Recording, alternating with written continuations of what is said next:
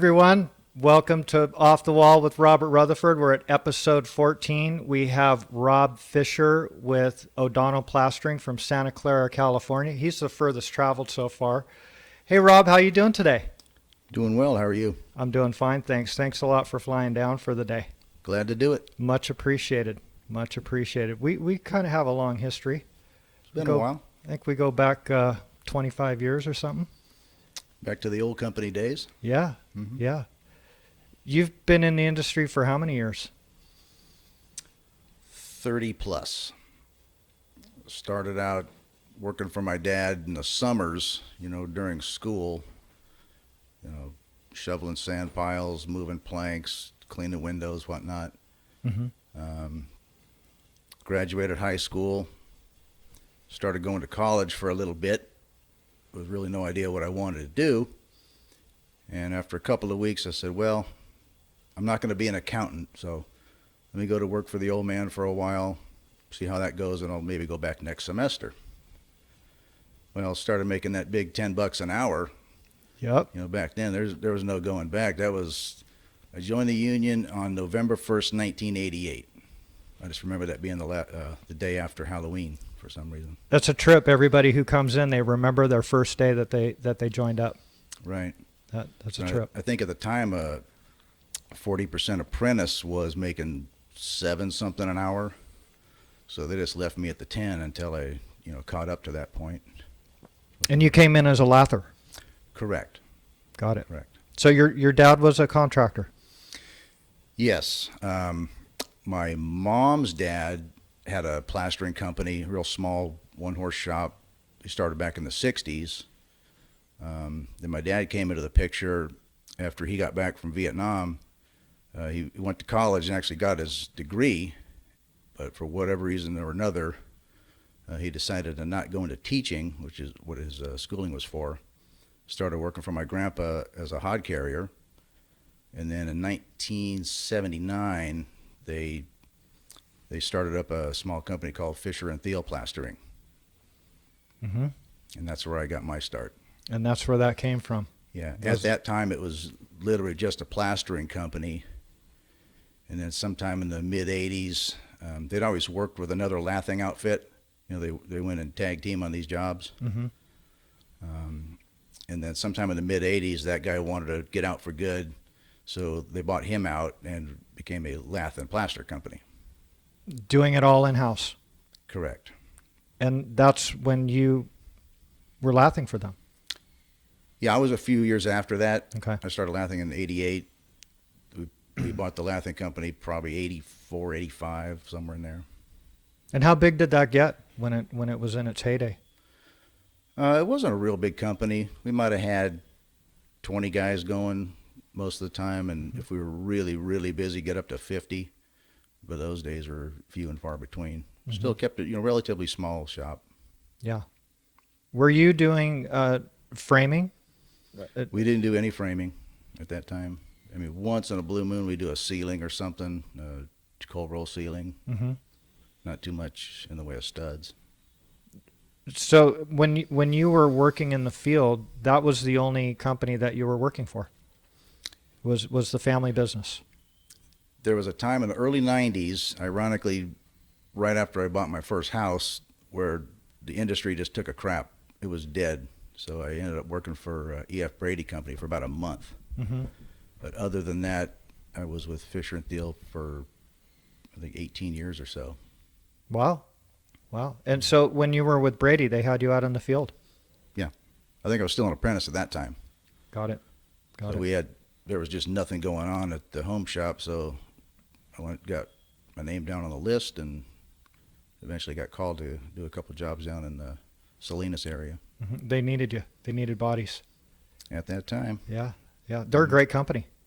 Yeah. EF Brady is a really great company. We actually had got a couple of guys coming on the podcast for that company. I'm trying to see if I could get Ron Brady in here. He'd have some great stories to tell. Yeah, I know Greg up there, and they're on their NorCal office. Yeah, he's a really, their whole company, they have great people working for them. They run a really, really nice operation. When did Fischer and Thiel change or go out of business? My dad always said he wanted to retire and be out of it by the time he was 60. That didn't quite happen. So I was in the process of buying him out, and the whole part of running a business was just too stressful for me. I couldn't take it, getting just losing sleep, dealing with lawyers and insurance people and meeting payroll and stuff. I didn't like the stress.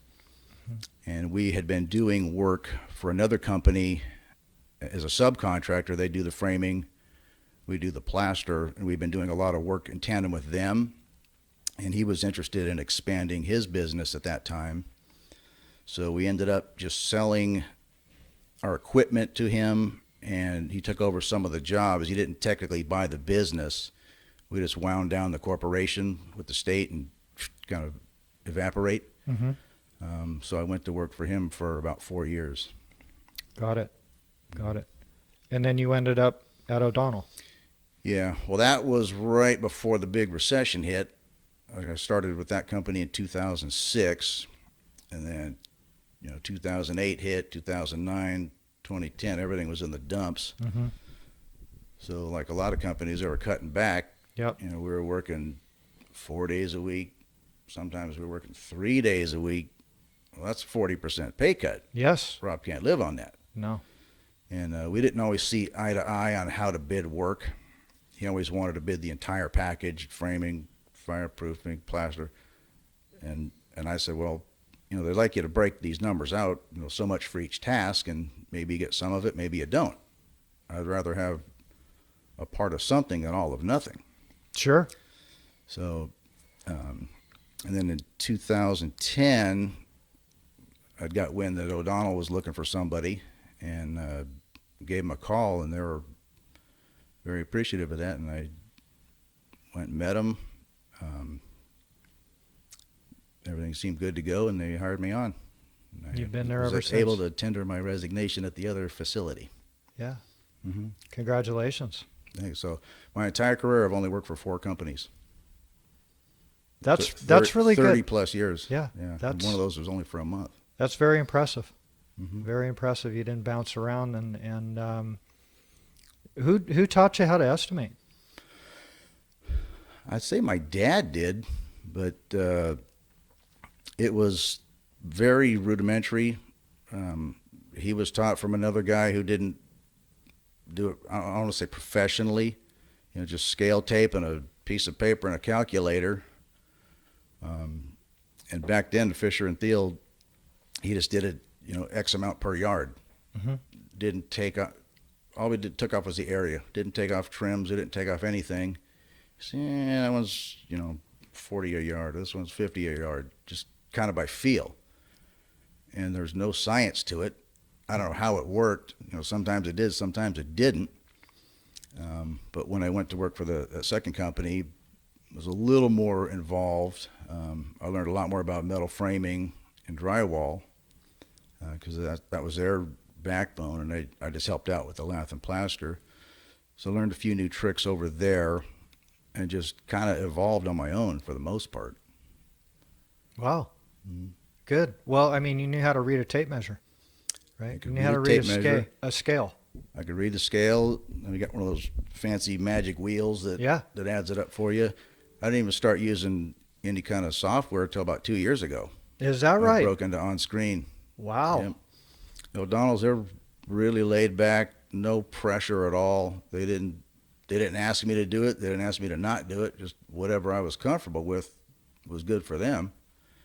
None of the estimators that I had in the past had used it either. I think they might have dabbled in it one time, but it didn't go anywhere. Right. So, and everyone I talked to said, oh, they love it. They'd never go back.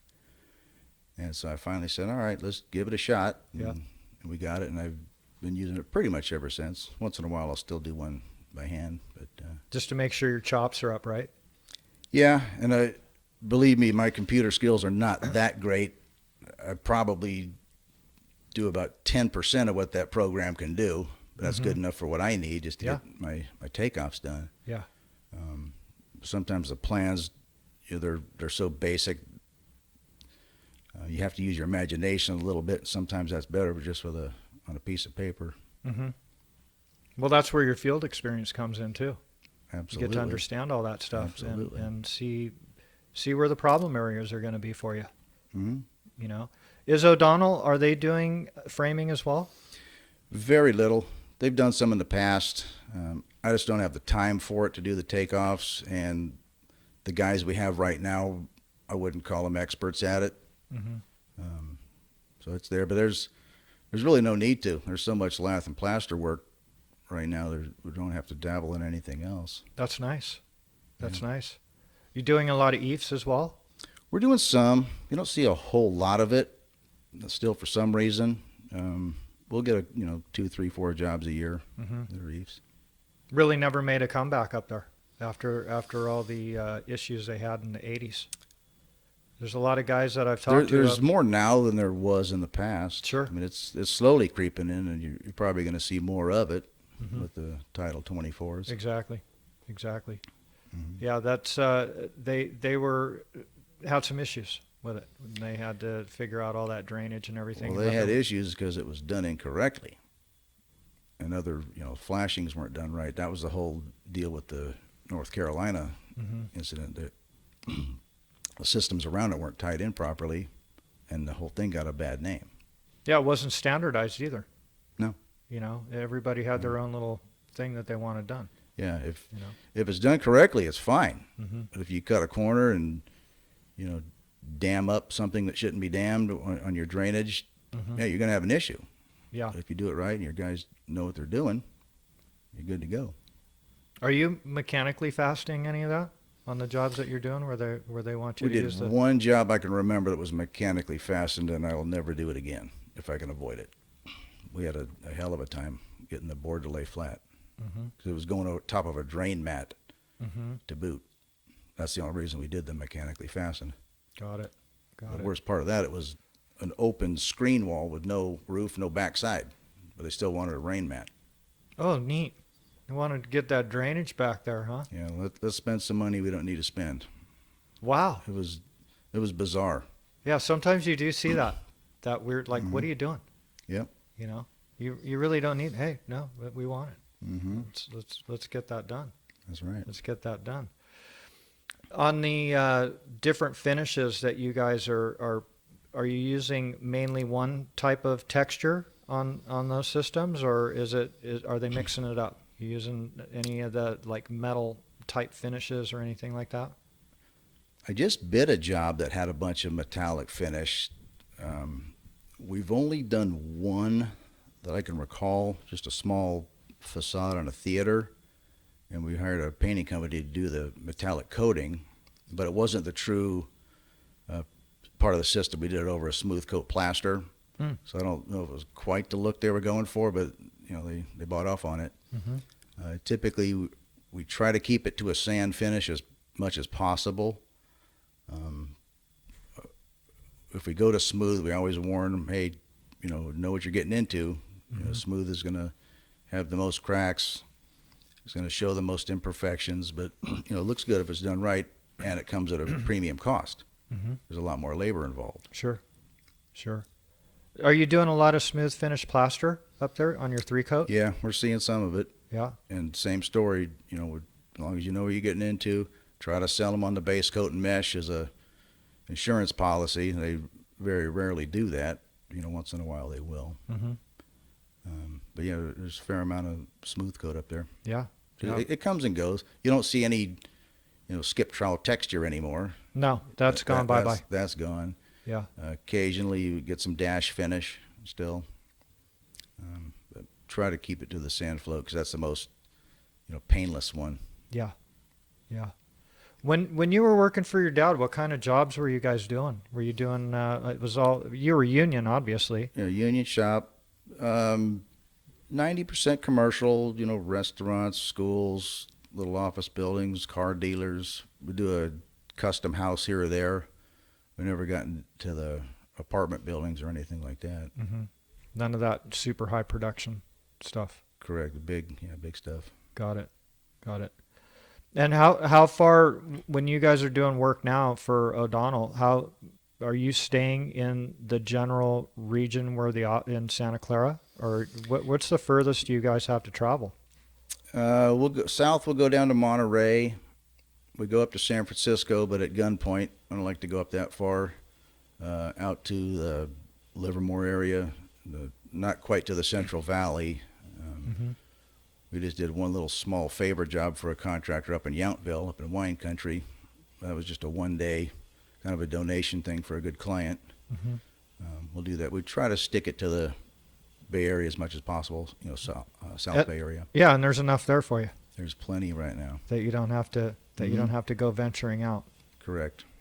So And probably 50-mile radius. yeah, and massive area already. I mean, there's a lot of little there's cities within those 50 miles. It's all city. Yeah, A little bay, a little mountain, sure. and there's still plenty of land somehow, but they're knocking down buildings left and right and building up new palaces. Buildings that I'd worked on in the past, we're doing on round 2 now.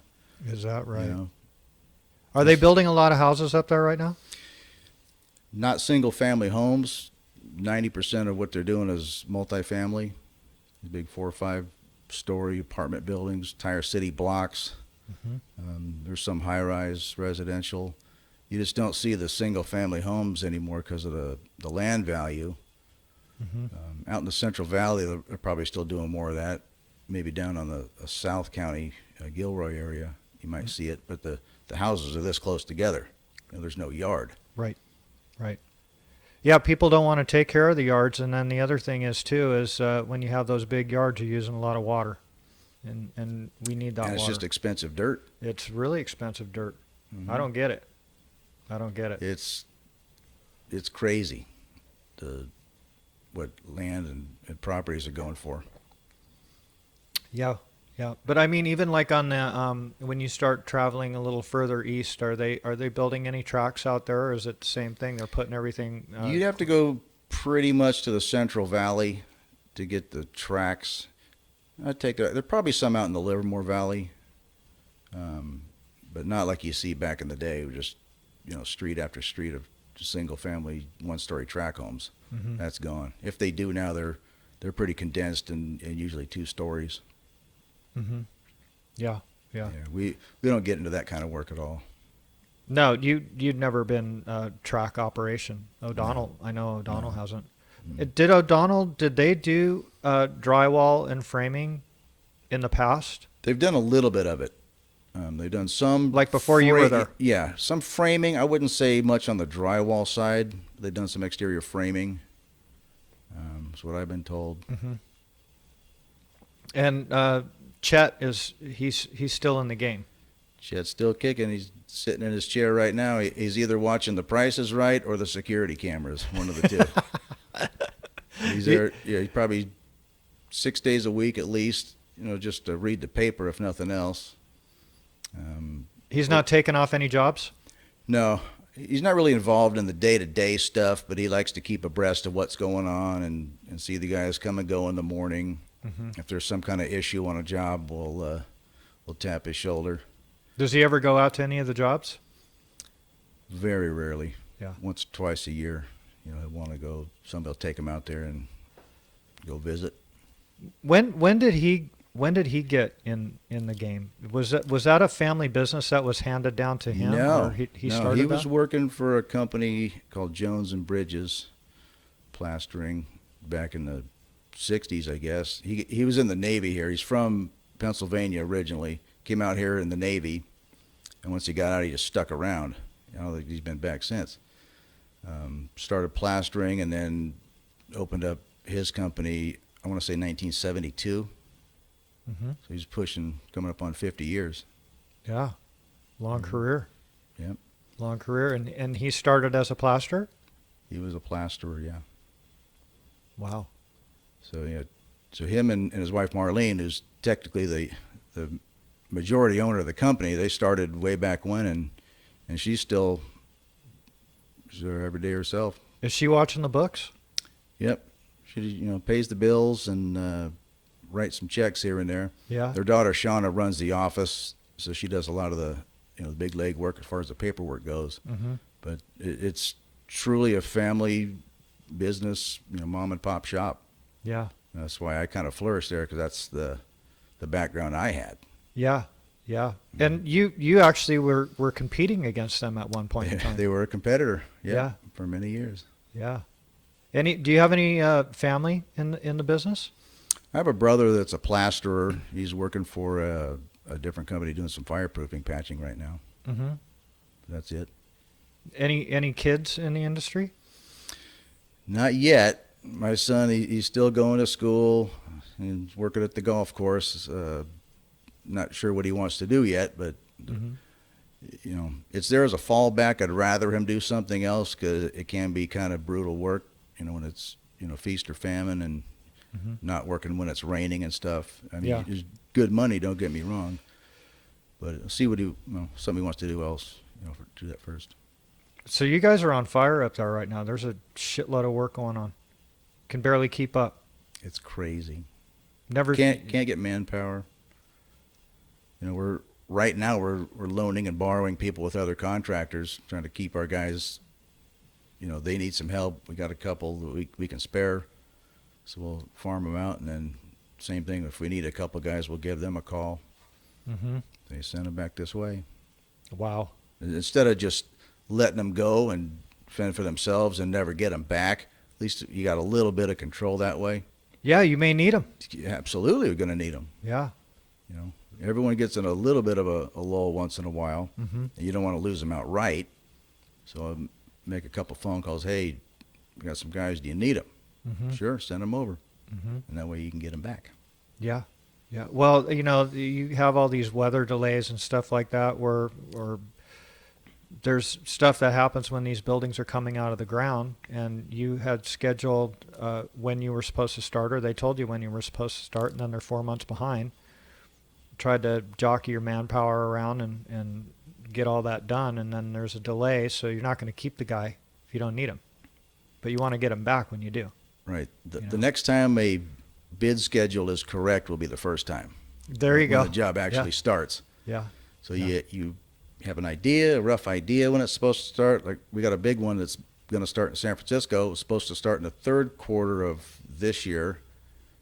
Now maybe the fourth quarter, and that's even iffy.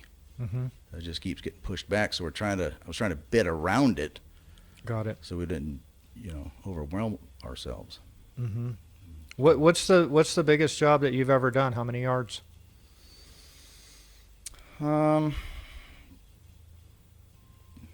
Like 30,000 maybe. It's big. Some residential work. Did a nice big fat one up at Stanford a few years ago. Had quite a few yards to it. That's huge. Yeah. How long were you guys out there? I want to say 6 months. And a lot of that was working 7 days a week. Is that right? It was a real mess. The outside of the building went okay, but when we got into the courtyards and corridors, Mm-hmm. everything just got gummed up. People tripping over each other. We had to block the corridors off to do the walls and ceilings. Mm-hmm. It was, everything wrapped. Sure. So that means no one could get through to the rooms, and Oh, everyone's brother. pissing and moaning at each other. So It yeah. got to be a scheduling nightmare. Mm-hmm. So yeah, long days and long weeks to get through that one. What was the cause of that? Was it weather stuff, or why was it so Weather backed didn't up? help. The plans were incomplete. They'd started building before the plans were fully finished. And then there was probably a little coordination issue, getting everyone mapped out to where you're leapfrogging each other like you're supposed to. Sure. And when everyone moved to the courtyards and stuff, everyone's in the way. Mm-hmm. Nothing was ready. It was Mm-hmm. kind of a mess. Weather didn't help. Mm-hmm. The Yeah, that's Stanford didn't help. They're nitpicking everything. right. We had an issue with the color, the integral color dash finish. So we Mhm. had to go back and do a bunch of corrective work because the manufacturer screwed up the color. Ah, So you only get one shot at that. that's right. You, So that was a fiasco. mm-hmm. But it's done, and It's behind you. Everyone's happy with it. Good. Good. That's a big project. Do you guys set your own scaffold? We set some of it. We'll do smaller jobs, up to 2-3 stories. Anything that's really big or really complex, we'll farm that out. Mm-hmm. Usually work with the same guy on the scaffold? Yeah. Well, the rental work. Yeah, as far as the guy that you're subbing that scaffold out to. There's 3 of them I deal with. Yeah. Yeah. And they have enough frames and plank to do all this shit, huh? Usually. Sometimes, hey man, can't help you. We're out. Cupboard's empty. Yeah. So just usually somebody's got it Yeah. to where get the job done. Yeah. Maybe pay more than you want to, but Right. at least you get it done. Well, you got to have it to get up there, right? Yeah. I mean, our yard's been empty of equipment before, so I know the feeling. Sure. Sure.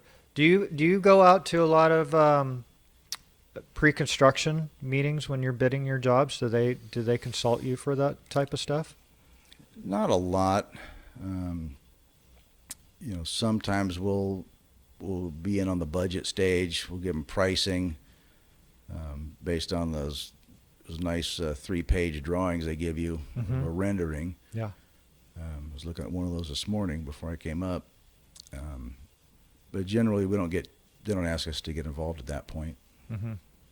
Yeah, because you guys are like a sub of a sub in a lot of cases. Sometimes. I mean, most of our work we work directly for a general, but there's a handful of drywall companies that we'll team up with, and we'll go in as their sub to get more package work. Mm-hmm. A lot of the GCs up there like to keep packages of the framing, drywall, insulation, lath and plaster, ceilings, paint, the water all together, so they're dealing with one person. Mm-hmm. And there's some companies up there that do all that work in-house, but there's a few that don't. So we have a nice little niche where we'll ride their coattails right to the job. Got it. Mm-hmm. So you mean you're working for GCs that self-perform a lot of that work? No, sometimes they'll have a drywall company that Mhm. does it, and we'll come in and do the lath and plaster end of it, and we're not contracted together, but we're on the same job. Got it.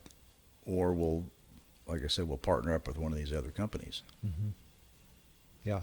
Mm-hmm. Well, and that's part of your customer list, right? Absolutely is. Get some nice jobs out of that. Mhm. And they need us just as much as we need them, Mhm. because they need a plaster guy to be able to turn a number in the first place. Exactly. And there's not a whole lot of just lath and plaster shops up there anymore. No, they're far and few between. They've gone away, or the merged in with a drywall company, and Yeah. so they do all the self-perform now. Got it. So you are going to end up staying. You have some years to go before you get out. I've got my 30 in now with the carpenters, Mhm. which gives you options, but who can afford to retire? Especially Not up there, if you can't. plan on staying in the area. Right. And I'm not opposed to leaving the area, but Mhm. I don't see that happening, anytime in the near future. Mm-hmm. I say another 5 years for sure. Yeah. Well, you enjoy what you're doing, don't you? I do. Yeah. I You do. always. I mean, I'm there at least 10 hours a day, sometimes coming on Saturday, just because the shit's got to get done. Yeah. Um, Dedicated. If I truly didn't like it, I guess I wouldn't do it. Don't get me wrong, there's frustrating moments for sure. Yeah. But at the end of the day, Yeah. job will get done. Good. They must be really happy with you over there. You kind of get to run it the way they you say want. so. Yeah. I mean, no one's looking over my shoulder. There's no pressure. There's no, you get this done. You better get that job. Really laid back, just whatever I can get to, I get to. And as long as there's a couple bucks left over for them, everyone's happy. Yeah. Well, and the thing is you're not lowballing anything. You're Not right now. You're getting your number. Yep. So that Margins are, last couple of years just slowly started creeping up the margin, and as long as you're still getting work, great. I think we might have hit a little plateau now, but we'll just keep it steady, and it should be good. you have a good backlog. Yeah, we got some work coming up. Good. Yep. Glad to hear that. It's always nice to have those in the can, you know. Yeah, some of it's even got aluminum trim. Is that right? Yeah, I'll have to find somebody that can take care of me on that. Yeah. I'll have somebody give you a call. There you go. You know a guy that can get that done, right? For sure. Mm-hmm. You guys are starting to see a lot of different ground trims on these jobs that you're doing. Yep, that we've gotten from you. Yeah. Because of these drainage mats and stuff. Mm-hmm. You seeing that more and more? Yep. Drainage mats and the rigid insulation, it can get a little challenging on the trims. Normally lath and plaster, you're thinking, oh, everything's 7/8, 7/8, 7/8. Yeah. Mm-hmm. Well, if you got a drainage mat, 1/4 inch drainage mat now, well, is the trim going to go on top of it or behind it? If it goes behind it, you got to account for that depth. Mm-hmm. So you're going to get, 1 1/8 trims. It could be 1 1/4 if you have a 3/8 mat. So it gets a little challenging to procure all that material because it's not off the shelf stuff. Right. It's all custom. It's all custom. Yeah.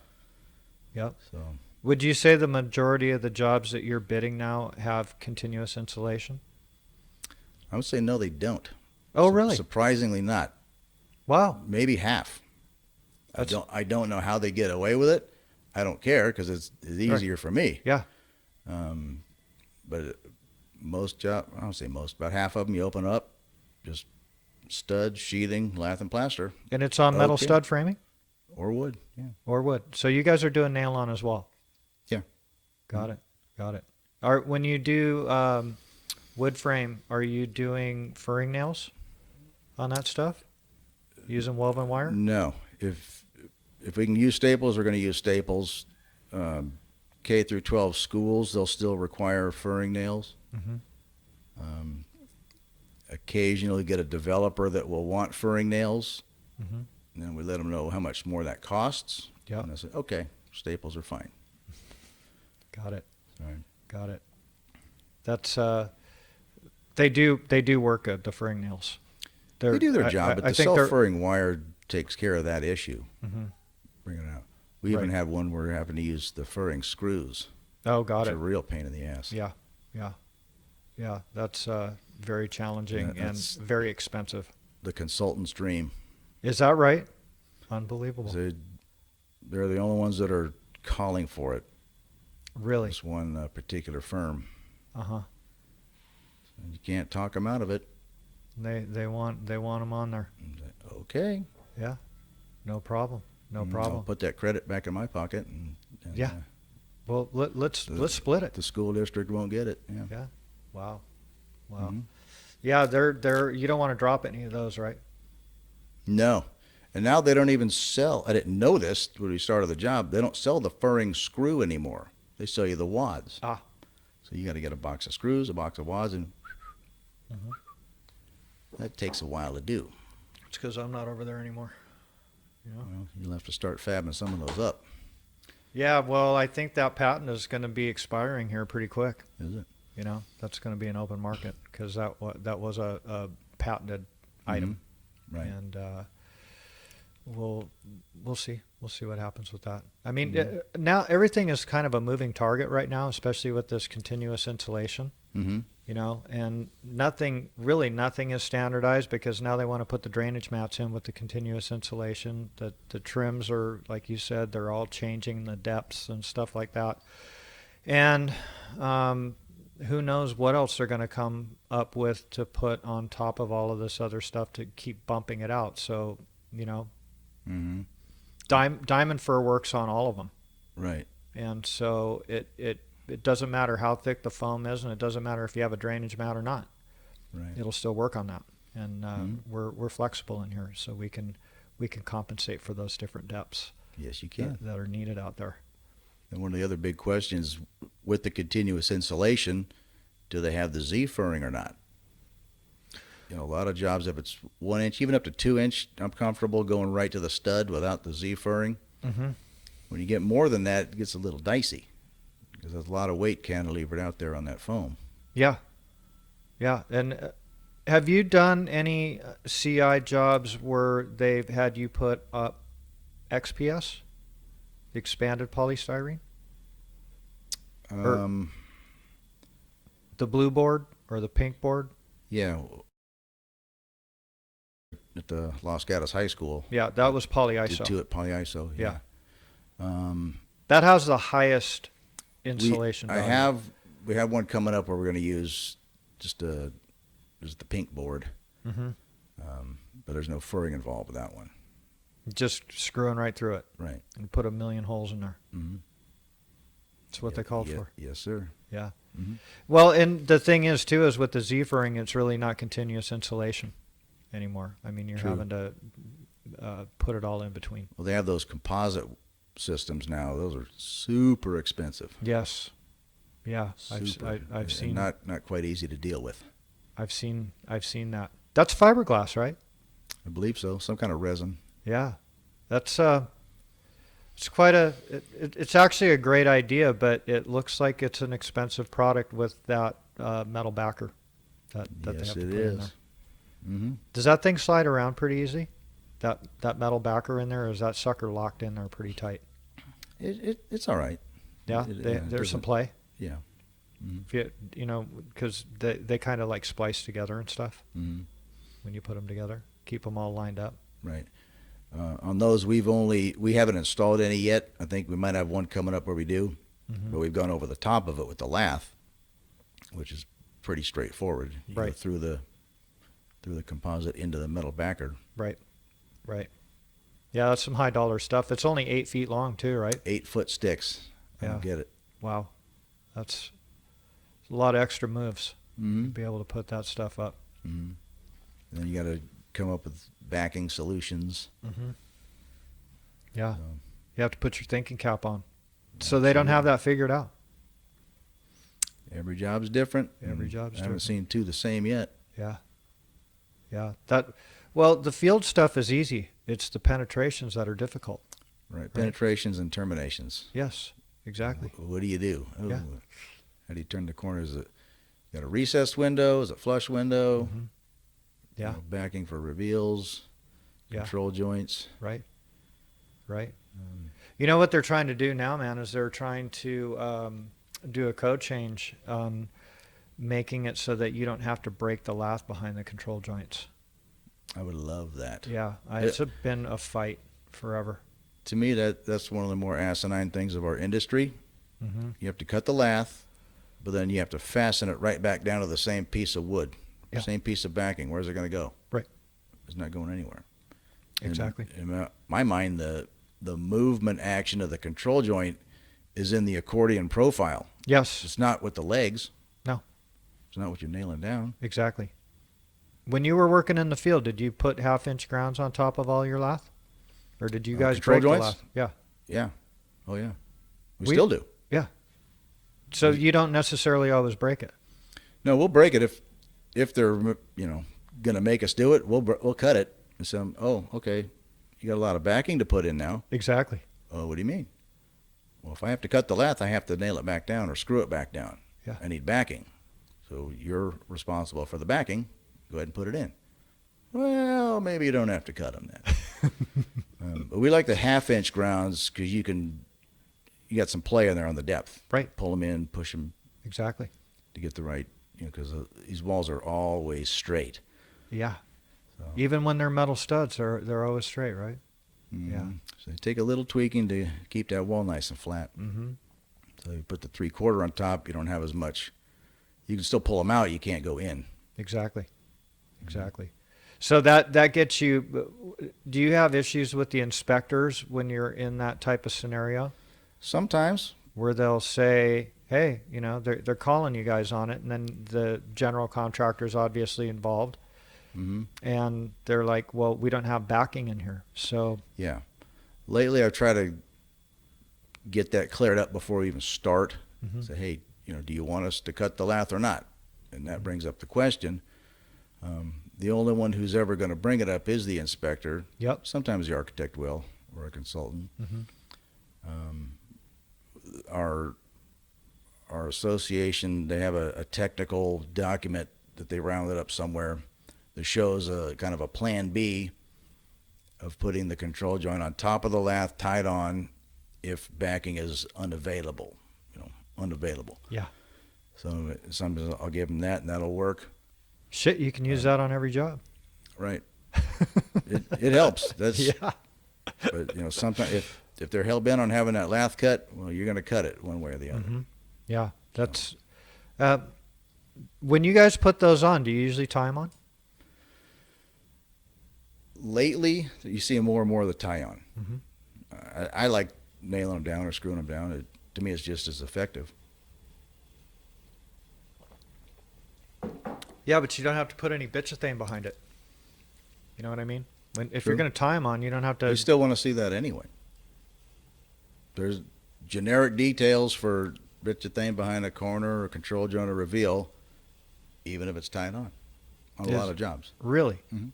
And that's non-negotiable. Like you can't say, hey, you guys, if You can want throw it out as a VE idea. Yeah. But a lot of times, no, it's there. Just put it on. Wow. So, okay, Wow. no problem. Yeah. We have that in our bid. We'll get it done. I always start with it in my bid. Yeah. And if they want to back it out, they'll get most of it back. Mm-hmm. Yeah, except for the time that it took you to bid it, right? And give them that nice idea to take it out. Right. Consulting fees, right? There you go. Are you seeing more and more consultants on these jobs? Yes. And my favorite is when they bring the consultant on board after we have a contract, because they're always adding stuff. That's always bringing them more dollars. Mm-hmm. But they can get out of hand. They come up with really, really stupid details. Each consultant's different. You can never get two comparable details out of two different consultant firms. We're doing one now. It's a remodel at a college. It's a phased building because it's occupied still. Mm-hmm. Kind of a redo. They're reskinning the whole thing. We did 2 elevations on this. They came out with a pre-punch list, 269 pages. Are you kidding? 269. Wow. For 2 elevations. I mean, luckily most of it had nothing to do with us. The painter and the caulker were getting killed. Mm-hmm. But just the time it would take to put that together, each of them had their own little picture and a description of what the issue was. Mm-hmm. I couldn't believe it. And they're coming up just the dumbest. We had a situation where there was a seismic joint in the building that wasn't finished. So we kind of plastered up to it, left it short until they figured that out. Well, the consultant came out doing their field report. Oh, you have a cold joint here now. Well, it's in the scratch coat. It's not going to be a cosmetic issue. That's all you're really worried about with a cold joint. Mm-hmm. So, all right, well, they made me write an RFI, said we'll put a bonding agent on it, and I had the plastering bureau come out, and that's the recommendation they made as well. Put a bonding agent on the leading edge, finish your scratch, come back and brown it, you're good to go. Well, they never answered the RFI in time. We did that, put the bonding agent on there, finished the scratch, put the brown, and they said, oh no, that doesn't work for us. You're going to get a crack. No, you won't. It's not what you're worried about with a cold joint. On the scratch, if it's a brown coat, maybe. Mm-hmm. And by the way, you have a detail in your plans for doing patches in the middle of a wall. That's as big as a cold joint as there ever was. Sure. What about this? Yeah. Oh, well, that's a different situation. It is? What do you mean? Yeah. Well, we talked about it internally. We think there's going to be a cracking issue. So, okay, fine. How about, these are fairly small panels. So I said, how about we put base coat and mesh on these panels on top of the brown before we finish it? So took them another week to answer, okay, but we want you to use this other stuff that's not even in the spec book. Why? There's no point in it. By the way, it's a different manufacturer than the finish we're using now. Is that going to cause an issue with the warranty? So they kind of shooting themselves in the foot, and that, as we sit here, is still to be resolved. Is that right? Just dragging the job out. So you have to attend all these meetings? No, luckily I don't. I just send them emails, and Mm-hmm. The general contractor is the one interfacing with the consultant, and the even the owners, they're frustrated with the consultants, but they're the ones that hired them. Yeah. They're kind of stuck. Mm-hmm. Yeah.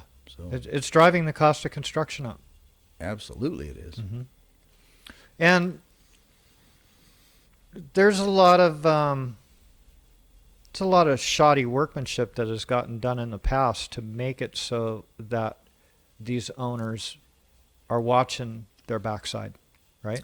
Yeah, for sure. There's been some lawsuits, and this particular job I'm talking about was, I think it's a lawsuit job where they had a lot of water intrusion, mold and whatnot. So they're going about redoing this building and then trying to tag the old contractors who did it. Mm-hmm. So that's why they're I'm sure they're going the extra mile because of that. But at the same time, there's a lot of upgrades that the original documents never called for. Mm-hmm.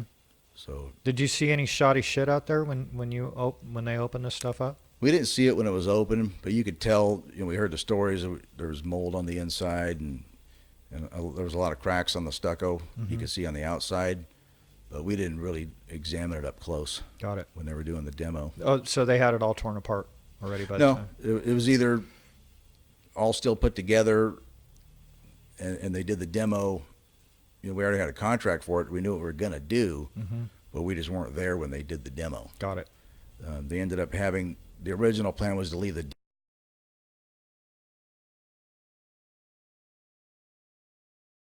How did some of that stuff look? Was it in rough shape. Was it? That's why we have to get we're putting a self-adhesive WRB over the whole thing, and we told them, hey, this substrate's a little sketchy here. We can't guarantee this is going to stick to it. Mm-hmm. So that was one of the reasons why they went and swapped it all out. Got it. When they're peeling the stucco off, a lot of the black paper had kind of molded itself. It was either tearing the paper off, the black paper was sticking. No shit. They had a few spots like that. Wow. That's pretty amazing that it would do that. Super glued on. Yeah. Mm-hmm. Huh. I've never seen that happen before. It wasn't widespread. There were a few spots here and there. Southern exposure. Huh? Mostly the paper sticking to. You couldn't get it off anymore. Wow. You've seen so many different scenarios, with the patches and stuff that you guys had to do from these jobs that are old. Right. Taking care of that stuff, and some of them never leak. They had one layer of 20-minute paper, and because back in the day they were using felt, right? They were using 15-pound felt. My house has paperback lath over open studs. Is that right? No leaks. So it's more doing things correctly. It's going to save you a lot more trouble than putting all these fancy WRBs and whatnot. Just adding more crap doesn't make it better if you're doing it wrong. Absolutely. I totally agree with you. And, we've talked about this before. Back in the day before all this modern technology, those old guys had to figure this shit out, right? And a lot of the stuff that they came up with worked very, very well. And it was all trying to solve problems and make it all right. And, all these extra added things that have come into the industry are causing some more issues. And a lot of times, going back to basics is the best way. One thing I kind of taught myself when I was lathing, when you got a tricky situation, a shelf or something. So if I'm a drop of water, where am I going to go? And I kept, keeping the paper shingled just right so the water's always on the outside or going away from the building. Yep. And if you just get that kind of mindset, you'll be okay in a lot of situations. You're like a fucking scientist, dude. You're out there checking that water out, making sure that shit is... I've opened a few walls where you do the opposite, too. So, water intrusion is no joke. No, it isn't, man. And it does weird stuff, too, especially now with the pull that these HVAC systems are they've changed that stuff up, and that's why a lot of these jobs that you look at now, where the studs are photographing through, they have exterior sheathing and 7/8 plaster on there, and you can see the stud layout. And you couldn't see that 25 years ago until they upgraded the HVAC, because they have just a different draw now, and it's this 24/7 cycle that is just constantly hot and cold on the studs. And they're saying that 60% of the energy comes through the metal stud. Yeah, the heat from the building transfers to the studs, so that portion of the wall dries quicker Yep. than the field. Yeah. So that the field is going to hold the dirt a little longer. Yes. Yeah. It's they're now, I hear in the code too that they're doing a blower door test, and that's going to be mandatory of how much air is getting pulled in and out of these buildings. And it's kind of weird too, because they do it after the fact, which is very difficult to repair, right? It's kind of like you're starting over again, when you're in that type of scenario. It's either going to make the WRB manufacturers very happy or very nervous.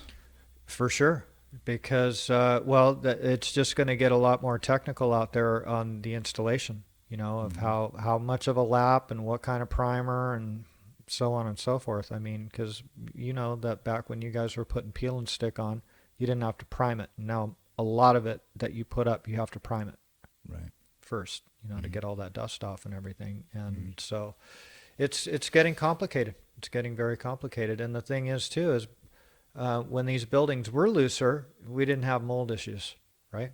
Because not as much, no. You could get some air moving around in there. The building will breathe. Exactly. As long as you can get some air in there, it's going to eventually, it will dry out. The water will get out of there. The moisture will dry up. And now it's just so airtight that it's causing some different problems. And occasionally we'll see where they want a non-permeable WRB on the whole wall. That might not be the best idea, guys. You want something that's breathable, so condensation and stuff can get out. Otherwise, you're creating a big bathtub. Exactly. Are you guys having to install, applicate stuff like that? Yeah. You'll put up what they want. You do your due diligence, and if they specify this product, you might make a recommendation for something else.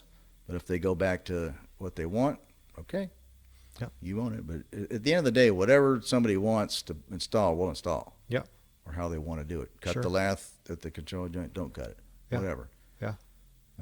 We'll give you our recommendation. Yeah. The last thing I want to do is recommend something and have that go to hell. Yeah, but you're not going to do that, because you're going to go what has worked for you in the past and has been successful, and you don't want to put your company in jeopardy. Exactly. You don't want a lawsuit. You don't want it to fail. You never want it to fail. That's in nobody's interest but the lawyers. Exactly. They're the other ones driving up the cost of construction. For sure. Yep.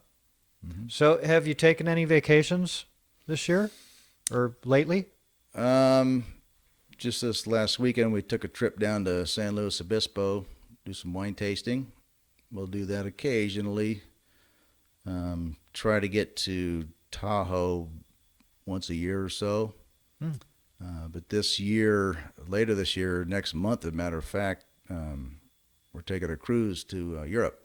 Oh, wow. Or not to Europe, but go to Europe and take a cruise. Yeah. It'll be my wife and I's 25th anniversary, so we better do something a little nicer for her this year. Oh, congratulations. So, yeah, I'll be gone 2.5 weeks, and I've never missed more than a week of work ever. You're going to go freaking crazy, dude. It's a little daunting, because I'm the kind of guy I can't not pay attention to work. I'm always looking at the phone for emails or doing something. I can't just turn it off. I'm just not wired that way. Yeah. And in my line of work, we only have one other estimator there, and he's part-time. So my work doesn't go away. It just piles up. Exactly. So I'm going to try to take care of everything I can, work weekends or whatever before I leave, just to set a nice map for everybody. And then when you do the auto reply on the email, say, hey, sorry guys, just not going to happen for a couple of weeks. Yeah. Well, you know the shit's going to hit the fan the day before you leave, right? Absolutely. You know, that's Mm-hmm. if you really want to get super busy, plan a vacation. That shit will go sideways on you. Exactly right. And the thing is, though, you have to take them. You have to get away. And Yeah.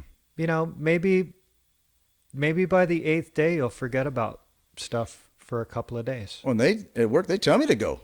Just forget about it. Get out of here. Yeah. You know, Yeah. take some time off. Yeah. Do you know what countries you're going to?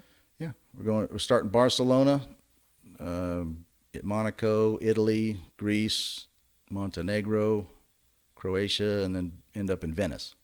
Is that Back to right? Italy. It's a 10-day cruise, and we got a couple days on either end. That's nice. It's nice. Yep. I bet your wife is excited about that one. Huh? Mm-hmm. Oh yeah, absolutely. I'm looking forward to it. I've been planning it for I don't know 6 or 8 months. Mm-hmm. You know, figure out where do you want to go first? Yeah. And then there's buku different cruise lines and cruise itineraries you can take. Okay, what's the best time to go? Mm-hmm.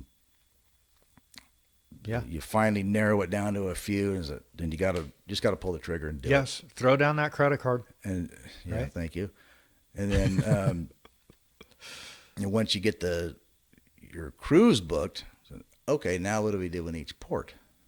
So you got to go through all the excursions and stuff. And I don't go through the cruise line. Just got to do that on ourselves. Different websites you can do. Yeah. Plan all these itineraries. Right. You know, Wow, so that's a lot of work. it is. There's a lot of research because Yeah. there's countless different tours and stuff you can take. Mm-hmm. So you try to read the reviews and see who's got glowing reviews and as opposed to don't ever touch this company, they're horrible. Mm-hmm. So I got a few sites that I use that I've had some good luck with. So we're gonna try those, and That's exciting. I'm almost done booking all that stuff. Yeah. I still got a couple more stops to go. One stop, we're only there for 6 hours, so we're just gonna wing it, just walk around and Mm-hmm. see what happens. But Yeah. when you're there for 10, 12 hours, you got to do something. Sure. That's awesome, man. That sounds like a really fun trip. You're going to see a lot of stuff. Yeah, never been to Europe. I've been on a cruise, but not for that long. Yeah. So there's a lot of new things for me. That's neat. Mm-hmm. That's really neat. I'm excited for you. That's I'm gonna hoping I don't spoil her, and she's going to want to go back, many times. I'm sure that's going to happen. Well, shit, you may want to go back. You know, Might not want to come back. that's true. You know? That's true. I'm sure they got plaster over there too. They do. It's lime plaster. You know, I'll do it. they do it. That's really direct applied. That's usually over poured in place, right? I mean, Or they're stone, yeah. stone, right? Mhm. You know, they're doing it. It's real old school. Right. So that's going to be quite an adventure for you. It's going to be neat. I'll be tapping walls over there too. You better believe it. Yeah, Mhm. You come back with Look at bloody it. knuckles. Look at real Venetian plaster. Yeah, yeah, some super old shit, dude. You'll get off on that. Oh yeah, hundreds of years. Yeah, that's really neat to see that type of. You'll be looking up, man. You'll have a sore neck. Looking at all this. I can't ornate walk stuff. into almost any building and just, oh, that's drywall, oh, that's plaster. Look at Yeah. this, look at that, and look. Yeah, It's just in my blood. it is. It Mhm. is in your blood for sure. Mm-hmm. And you've had a hell of a career, man. You really have. It sounds like you still have some Yeah, time to I mean, go. I've had in a it. lot of luck too. Don't get me wrong. Mhm. I got into this business pure nepotism. There's no two ways about it.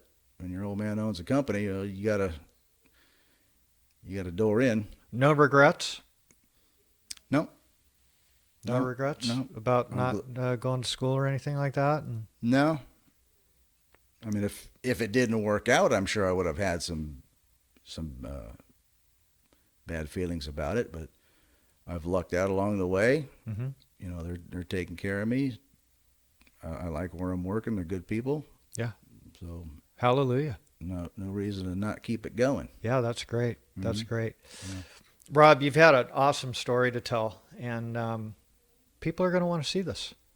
Well, I hope so. You need to blast this thing Don't out. wanna turn it off. Yeah, when it posts, Mm-hmm. let all your friends know. Sure. They're going to want to see your Absolutely. story, and you're very comfortable on the camera.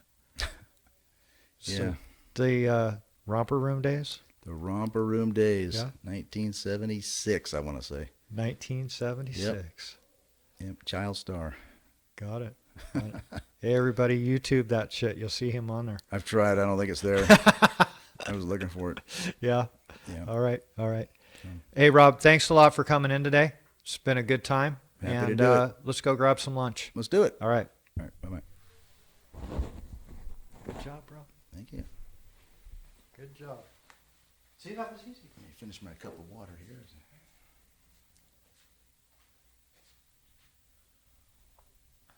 Awesome. Awesome. Yeah, it went a little smoother than I was. So you don't even know these cameras are going, right? No. You're just coming up with these questions off the top of your head. Yep. You know? That's kind of what makes it cool. Mm-hmm. Is that it just kind of flows, and I don't know if you've noticed that there are no dead spots in any of the conversation in any of these episodes. Right. So that's where stuff gets kind of weird when